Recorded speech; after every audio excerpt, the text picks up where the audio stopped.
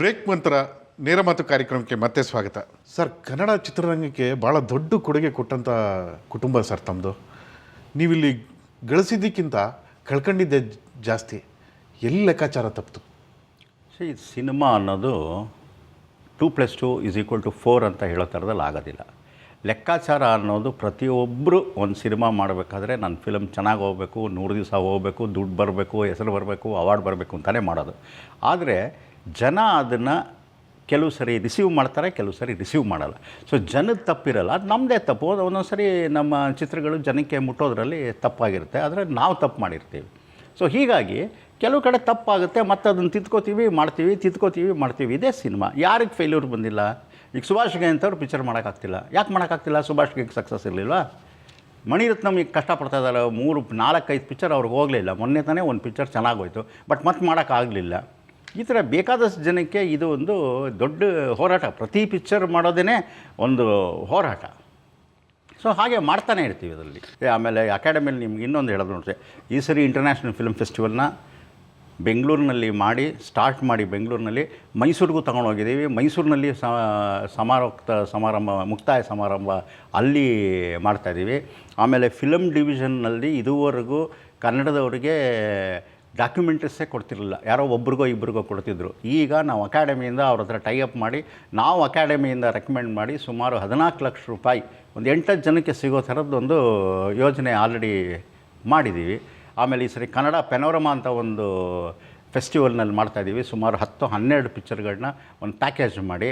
ಆಮೇಲೆ ಇವತ್ತವರೆಗೂ ಕನ್ನಡ ಮಾರ್ಕೆಟಿಂಗ್ಗೆ ಗೋವಾದಲ್ಲಿ ಒಂದು ಅಂಗಡಿನೂ ಓಪನ್ ಮಾಡಿರಲಿಲ್ಲ ನಾವು. ಈ ಸರಿ 10 ಲಕ್ಷ ರೂಪಾಯಿ ಖರ್ಚು ಮಾಡಿ ಅಕಾಡೆಮಿಯಿಂದ ನಾನು ಮುಖ್ಯಮಂತ್ರಿಗಳಿಗೆ ಒಪ್ಪಿಸಿ, ಈಗ ನವಂಬರ್ 19ನೇ ತಾರೀಕು 20ನೇ ತಾರೀಕು ಒಂದು ಕನ್ನಡ ಫಿಲ್ಮ್ ಬಜಾರ್ ಓಪನ್ ಮಾಡ್ತಿದ್ದೀವಿ.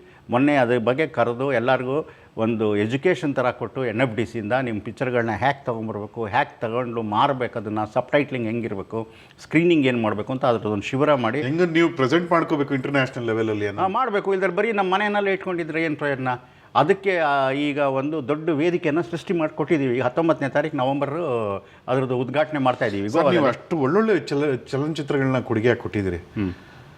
ಎಲ್ಲೋ ಒಂದು ಕಡೆ ನಿಮ್ಮ ಕೆಲವು ವಿಚಾರಗಳಲ್ಲಿ ಒಂದು ಸ್ಪಷ್ಟ ನಿಲುವಿಲ್ಲ ಅಂತ. ಡಬ್ಬಿಂಗ್ ವಿಚಾರದಲ್ಲಿ ತಾವು ಒಂದು ಕಡೆ ಪರವಾಗಿ ಮಾತಾಡ್ತೀರಿ, ವಿರೋಧ ವ್ಯಕ್ತ ಆಗ್ತಿದ್ದಾಗ ಅದಕ್ಕೆ ವಿರೋಧ ವ್ಯಕ್ತಪಡಿಸ್ತೀರಿ ಏನೋ ಟೀಕೆಗಳಿದೆ ಸರ್. ಇದಕ್ಕೆ ತಾವೇನು ಹೇಳ್ತೀರಿ? ಡಬ್ಬಿಂಗ್ಗೆ ನಾನು ಯಾವಾಗಲೂ ವಿರೋಧ ಮಾಡಿಲ್ಲ.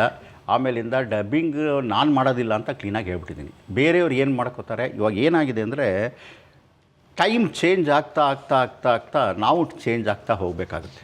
ಈಗ ಒಂದು 50 ವರ್ಷದಿಂದ ಇದ್ದಿದ್ದಕ್ಕೂ ಇವತ್ತೊಂದು 60 ವರ್ಷ ಆದಮೇಲೆ ಅದೇ ನಿಲುವಿಟ್ಕೋಬೇಕಾ? ಇದ್ರ ಯಾರಿಗೆ ಉಪಯೋಗ ಆಗುತ್ತೆ, ಹೇಗೆ ಉಪಯೋಗ ಆಗುತ್ತೆ, ಇದರದ್ದು ಬಂದರೆ ಅನಾಹುತಗಳು ಏನಾಗುತ್ತೆ, ಇದನ್ನೆಲ್ಲ ಕರೆಕ್ಟಾಗಿ ಚರ್ಚೆ ಮಾಡಬೇಕು. ಎಲ್ಲೂ ನಮ್ಮಲ್ಲಿ ಚರ್ಚೆನೇ ಆಗ್ತಾಯಿಲ್ಲ. ಬರೀ ಸುಮ್ಮನೆ ಕನ್ನಡ ಸಂಸ್ಕೃತಿ ಆಗೋದಿಲ್ಲ ಅಂತ ಒಂದು ಕಡೆ ಹೇಳ್ತೀವಿ, ಒಂದು ಕಡೆ ಮಾರ್ಕೆಟ್ ಬೆಳಿಬೇಕು ಅಂತ ಹೇಳ್ತೀವಿ, ಇನ್ನೊಂದು ಕಡೆ ಪರಭಾಷಾ ಚಿತ್ರಗಳು ಸಾಯಬೇಕಾದ್ರೆ ಈ ಡಬ್ಬಿಂಗ್ ಬಂದರೆ ಪರಭಾಷಾ ಚಿತ್ರಗಳು ಇಲ್ಲಿ ಹೋಗೋದಿಲ್ಲ, ಆವಾಗ ನಮ್ಮ ಕನ್ನಡ ಮಾರ್ಕೆಟ್ಗೇ ಅನುಕೂಲ ಆಗುತ್ತೆ ಅಂತ ಈ ಥರದ ನೂರಾರು ವಾದಗಳಿದೆ. ಯಾವುದೋ ಒಂದು ಕಾಂಕ್ರೀಟಾಗಿ ಪ್ರಪೋಸಲ್ಲು ಡಿಸ್ಕಷನ್ನು ಆಗಿಲ್ಲ. ಸರ್, ನಿಮ್ಮ ಸ್ಪಷ್ಟವಾದ ನಿಲುವೇನು ಸರ್ ಡಬ್ಬಿಂಗ್ ಬಗ್ಗೆ? ಅದು ಅವ್ರವ್ರು ಇಷ್ಟಕ್ಕೆ ಬಿಟ್ಟಿದ್ದು. ಜನ ನೋಡೋರಿದ್ದಾರೆ, ಮಾಡೋರಿದ್ದಾರೆ. ಅವ್ರು ಮಾಡೋರಿದ್ದರೆ ಜನ ನೋಡಿದ್ರೆ ಓಕೆ, ಜನ ನೋಡಲಿಲ್ಲ ಅಂದರೆ ಅದು ರಿಜೆಕ್ಟ್ ಆಗುತ್ತೆ. ಒಳ್ಳೆ ಚಿತ್ರ ತೆಗೆದ್ರೆ ಜನ ನೋಡ್ತಾರೆ, ಒಳ್ಳೇದು ಬರಲಿಲ್ಲ ಅಂದರೆ ಜನ ತಿರಸ್ಕಾರ ಮಾಡ್ತಾರೆ. ಸೊ ಈ ಥರ ಎರಡೂ ಇದೆ, ವಾದ ಹೀಗೂ ಇದೆ, ವಾದ ಹಾಗೂ ಇದೆ. ಈಗ ಒಂದು ನಾವು ಇವತ್ತಿನ ಪ್ರೆಸೆಂಟ್ ಏಜ್ನಲ್ಲಿ ಯಾವ ಥರ ಅದಕ್ಕೆ ಡಿಸಿಷನ್ ಮಾಡಬೇಕು, ಏನು ಅದಕ್ಕೆ ನಿಬಂಧನೆಗಳು ಹಾಕಬೇಕು, ಯಾವ ಥರ ಚಿತ್ರಗಳಿಗೆ ಅಲೌ ಮಾಡಬೇಕು, ಇದನ್ನೆಲ್ಲ ಯೋಚನೆ ಮಾಡಬೇಕು. Sir, doctor Rajkumar, Vishnuvardhan sir ಇವರೆಲ್ಲ ನಿರ್ಗಮನದ ನಂತರ ಕನ್ನಡ ಚಿತ್ರರಂಗ ಇವತ್ತು ಒಬ್ಬ ಲೀಡ್ರ್ ಇಲ್ಲದೆ ಇರೋ ಬೋಟ್ ಥರ ಆಗಿಬಿಟ್ಟಿದೆ ಅಂತ ಸರ್, ಶಿಪ್ ಥರ ಆಗಿದೆ.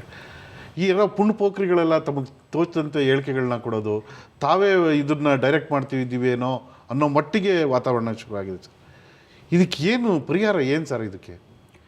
ಲೀಡರು ಹುಟ್ಕೋತಾರೆ ಸರ್. ನಮ್ಮ ಯಂಗ್ ಲೀಡರ್ಸ್ ಇದ್ದಾರಲ್ಲ ಸರ್, ಅವರಲ್ಲಿ ಕೋಆರ್ಡಿನೇಷನ್ ಇಲ್ಲ, ಒಬ್ಬರು ಕಂಡ್ರೆ ಒಬ್ರಿಗೆ ಆಗಲ್ಲ. ಈಗ ಶಿವರಾಜ್ ಕುಮಾರ್ ಅವ್ರಿಗೆ ಆ ವ್ಯಾಲ್ಯೂಸ್ ಎಲ್ಲ ಚೆನ್ನಾಗಿದೆ. ಶಿವರಾಜ್ ಕುಮಾರ್ ಅವರು ಖಂಡಿತ ಲೀಡರಾಗಿ ಎಮರ್ಜ್ ಆಗ್ತಾರೆ.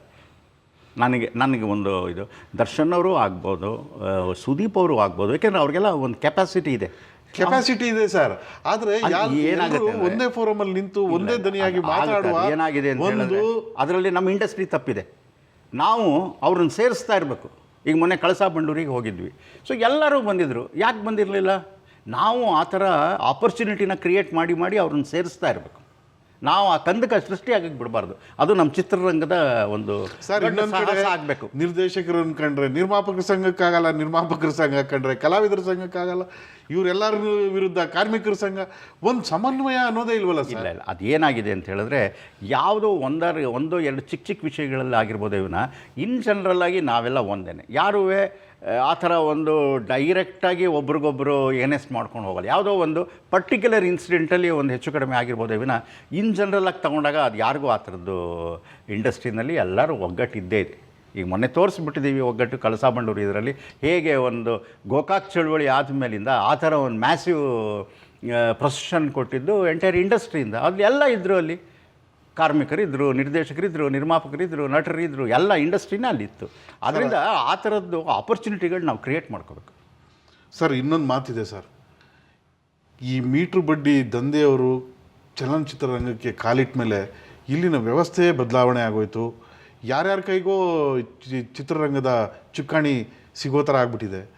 ಅಂಥ ಹಂತದಲ್ಲಿ ಒಂದು ನೆರವು ಕೊಡಲಿಕ್ಕೆ, ನಿರ್ಮಾಪಕರಿಗೆ ಸದಭಿರುಚಿಯ ಚಿತ್ರಗಳನ್ನ ನಿರ್ಮಾಣ ಮಾಡಲಿಕ್ಕೆ ನೆರವು ಕೊಡಲಿಕ್ಕೆ IDBI ಬ್ಯಾಂಕ್ ಮುಂದೆ ಬಂತು.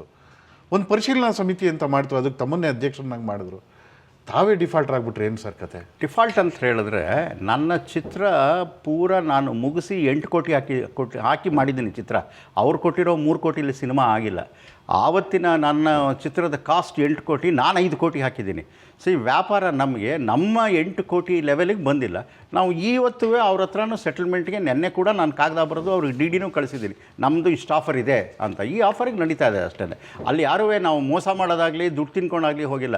ಅವ್ರು ಕೊಟ್ಟಿರೋ 3 ಕೋಟಿಗೆ ನಾವು 8 ಕೋಟಿ ಹಾಕಿ 10 ಕೋಟಿ ರೂಪಾಯಿನಲ್ಲಿ ಪಿಕ್ಚರ್ ಮಾಡಿದ್ದೀವಿ. ಅವ್ರು ಕೊಟ್ಟಿರೋ ಸೆನ್ಸಾರ್ ಮಾಡಿ ಪಿಕ್ಚರ್ ಕಂಪ್ಲೀಟ್ ಮಾಡಿದ್ದೀವಿ. C it is ready for release. ನಾಳೆ ಬೆಳಿಗ್ಗೆ ರಿಲೀಸ್ ಮಾಡ್ಬೋದು. ಸೊ ಫೈನಾನ್ಷಿಯಲ್ ಮ್ಯಾಟ್ರ್ನಲ್ಲಿ ಡಿಸ್ಪ್ಯೂಟ್ ಆಗಿದೆ ವಿನ ಪಿಕ್ಚರ್ ಏನು ಕಂಪ್ಲೀಟ್ ಆಗಿಲ್ಲದೆ ಇಲ್ಲ. And it is one of the best film. ಇವತ್ತವರೆಗೂ ಆ ಥರ 1.25 ಕೋಟಿ ರೂಪಾಯಿ ಖರ್ಚು ಮಾಡಿ ಮಕ್ಕಳಿಗೋಸ್ಕರ ನಾನು ಅದೇ ತಪ್ಪು ಮಾಡಿದೆ. ಮಕ್ಕಳಿಗೋಸ್ಕರ ಅಂತ ಮಾಡೋಕ್ಕೋಗಿ ನಾನು ಏಟ್ ತಿಂದೆ. ಯಾವುದೋ ಒಂದು ಕಮರ್ಷಿಯಲ್ ಪಿಕ್ಚರ್ ರಮ್ಯಾನು ಉಪೇಂದ್ರ ಹಾಕೊಂಡು ಮಾಡಿದ್ದಿದ್ರೆ ನಾನು ಫಸ್ಟ್ ಕ್ಲಾಸಾಗಿ ದುಡ್ಡು ಮಾಡ್ಬೋಯ್ತು. ಬಟ್ ನಾನು ನಮ್ಮ ನಾಗರಹೊಳೆ, ಸಿಂಹದ ಮರಿ ಸೈನ್ಯ ಆ ಲೆವೆಲ್ಗೆ ಒಂದು ಇವತ್ತಿನ ಹಾರಿ ಪ್ಯಾಟರ್ ಅದು ಇದು ಅಂತಾರೆ ಅಂಥೇಳಿ 1.25 ಕೋಟಿ ರೂಪಾಯಿನಲ್ಲಿ CG ಮಾಡಿಸಿ ಆವತ್ತಿನ 1.25 ಕೋಟಿ ಇವತ್ತು 4 ಕೋಟಿ ಆಗ್ಬೋದು. ಇವತ್ತು ಏನು ಬಾಹುಬಲಿನಲ್ಲಿಗೆ ಗ್ರಾಫಿಕ್ ಹೇಳ್ತಿದ್ದಾರೆ, ನಾವು ಆಲ್ರೆಡಿ ಅದರಲ್ಲೆಲ್ಲ ಮಾಡಿದ್ದೀವಿ. ಬಟ್ ವ್ಯಾಪಾರದಲ್ಲಿ ಒಂದೊಂದು ಸರಿ ನಮ್ಮ ಡಿಸ್ಟ್ರಿಬ್ಯೂಟ್ರಿಗೂ ಅದು ಸ್ಪಂದಿಸ್ತಾ ಇಲ್ಲ ಅಷ್ಟೇ. ಪಿಕ್ಚರ್ ಕಂಪ್ಲೀಟ್ ಮಾಡಿದ್ದೀವಿ, ಸೆನ್ಸಾರ್ ಮಾಡಿದ್ದೀವಿ. ಮುಂದೆ ಈ ಥರ ಹಣಕಾಸು ನೆರವು ಬೇರೆ ನಿರ್ಮಾಪಕರಿಗೆ ಸಿಗಲಿಕ್ಕೆ ಯಾವುದೇ ತೊಂದರೆ ಆಗೋದಿಲ್ಲ ಈ ಎಪಿಸೋಡಿಂದ? ಆಗೋದಿಲ್ಲ. ಅದು ಅವ್ರ ಪಾಲಿಸಿ. ಸಿ ಈಗ BR ಚೋಪ್ರಾ ಅಂಥವ್ರ ಫಿಲಮು ನಿಂತೋಗಿದೆ.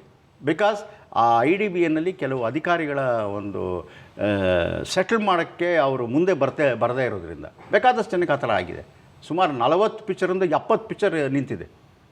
ಬಾಬು ಅವರೇ, ತಮ್ಮ ಜೊತೆ ಮತ್ತೆ ಚರ್ಚೆ ಮುಂದುವರಿಸ್ತೀನಿ. ಈಗ ಒಂದು ಸಣ್ಣ ವಿರಾಮ ತೆಗೆದುಕೊಂಡು ವಾಪಸ್ ಬರೋಣ. ಈಗ ಒಂದು ಬ್ರೇಕ್.